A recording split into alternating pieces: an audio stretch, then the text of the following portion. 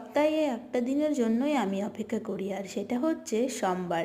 শুনে আশ্চর্য হচ্ছে তো? হ্যাঁ, সোমবারের জন্যই আমি অপেক্ষা করি। সবাই রবিবারের জন্য অপেক্ষা করে, আর আমি সোমবারের জন্য অপেক্ষা করি।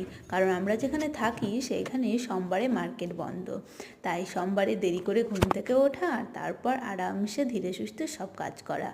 এই তো যা কাজ ছিল ঝাড়টার দেওয়া দিয়ে নিলাম ঘর, তারপর দুজনের জন্য টিফিন রেডি করছি সকালের।